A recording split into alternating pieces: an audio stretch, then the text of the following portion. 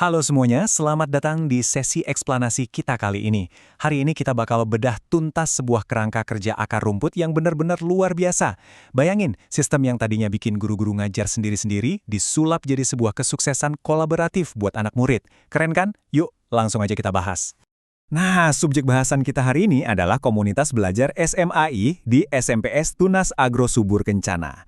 Mereka punya slogan yang sangat menarik nih, yaitu Semai, menanam inspirasi, menuai potensi. Slogan ini bukan sekedar kata-kata puitis ya, tapi beneran pakai metafora dunia tumbuhan yang brilian banget soal gimana proses belajar itu ibarat merawat tanaman. Jadi ini bukan cuma jargon manis, tapi benar-benar jadi pondasi cara berpikir mereka di sekolah. Kalau dengar kata semai, kita pasti langsung mikir soal nabur benih kan? Tapi di komunitas ini, itu sebenarnya singkatan dari Sinergi Edukasi Menuju Aksi Inovasi. Dan ini pas banget buat gambarin visi utama mereka. Mereka mau menyemai benih pendidikan untuk ngebentuk murid yang nggak cuma pintar di kelas, tapi juga punya nilai agama yang kuat, dan pastinya peduli banget sama lingkungan sekitar. Oke, di eksplanasi kali ini kita punya 4 agenda utama. Pertama, kita kenalan dulu dengan komunitas belajar Semai. Kedua, kita bedah visi dan fondasi organisasinya. Ketiga, kita intip 3 pilar agenda rutin mereka. Dan terakhir, kita lihat gimana itu semua menuju aksi nyata. Kita masuk ke bagian pertama, mengenal komunitas belajar Semai. Ibarat tanaman, kita mulai dari melihat benihnya dulu nih, yaitu identitas dan misi dari komunitas guru yang inspiratif ini. Kalau kita lihat profil dokumen asli mereka ini, wah, ini bukan cuma sekedar formalitas di atas kertas. Kita benaran bisa lihat sebuah komunitas yang komitmennya luar biasa dalam. Mereka tuh mendedikasikan diri buat menggali potensi murid lewat budaya belajar bareng antar guru yang terus berkelanjutan. Prinsip mereka sederhana tapi ngena banget. Buat bisa ngubah murid, iya gurunya dulu dong yang harus terus belajar dan bertransformasi. Masuk akal banget ya kan? Dan tujuan mereka ini benar-benar spesifik, nggak ngawang-ngawang. Fokus utamanya adalah pastiin kalau setiap diskusi antar guru itu punya dampak langsung ke prestasi belajar murid. Mereka nyediain ruang aman buat guru-guru berkembang lewat problem solving bareng, dan bikin yang namanya refleksi itu jadi kebiasaan sehari-hari, bukan cuma pas lagi evaluasi akhir tahun aja. Ujung-ujungnya, semua ini dirancang buat satu visi, nyetak lulusan yang cerdas, berakhlak baik, dan pastinya cinta bumi.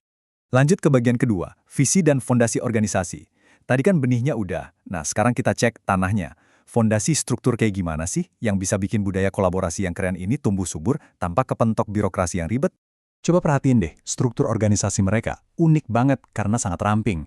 Ada kepala sekolah sebagai pembina dan Ibu Mai Ulfa sebagai ketua penggerak yang posisinya bersanding setara dengan seluruh guru dan staf. Kenapa dibikin begini? Biar suasananya egaliter, jadi semua orang ngerasa suaranya didengar. Pemimpin di sini, si ketua penggeraknya, tugasnya lebih kayak fasilitator yang mancing ide, bukan bos yang cuma bisa tunjuk sana-sini nyuruh-nyuruh. Pendekatan kayak gini nih yang bikin kolaborasinya terasa sangat natural dan gak kaku. Sekarang kita masuk ke bagian ketiga, 3 pilar agenda rutin. Benih udah siap, tanah udah gembur, nah pertanyaannya, gimana cara mereka ngerawat kebun edukasi ini setiap hari? Jawabannya ada di ritme 3 agenda rutin mereka yang super brilian ini.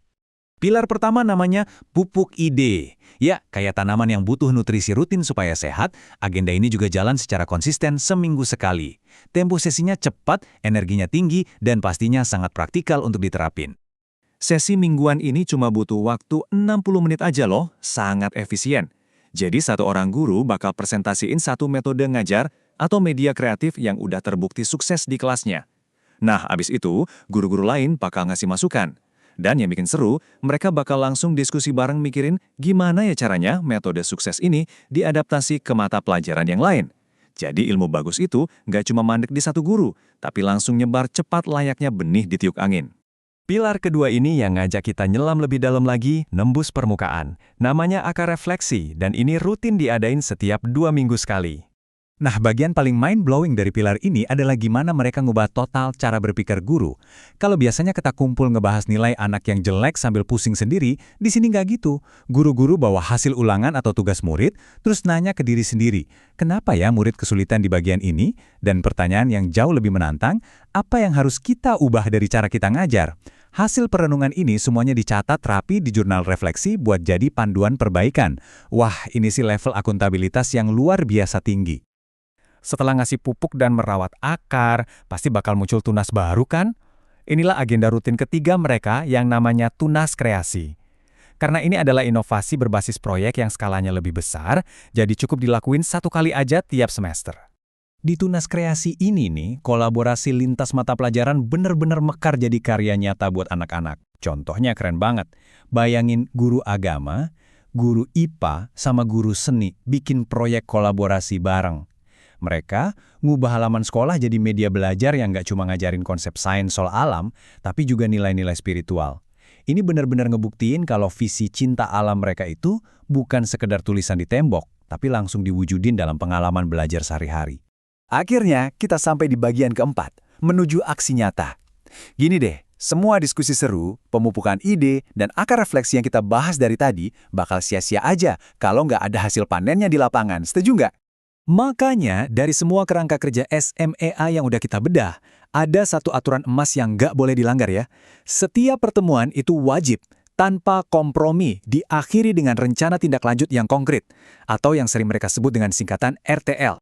RTL ini dibuat supaya semua ide brilian hasil brainstorming antar guru itu nggak cuma nguap pas keluar dari pintu ruang rapat.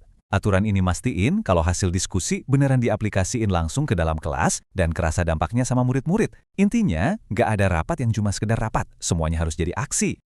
So, setelah kita jalan-jalan ngelihat gimana terstrukturnya kolaborasi antar guru di komunitas semai ini, sekarang giliran kamu yang ditanya nih, gimana cara kamu bakal menyemai inspirasi di sekolah atau komunitas edukasimu hari ini?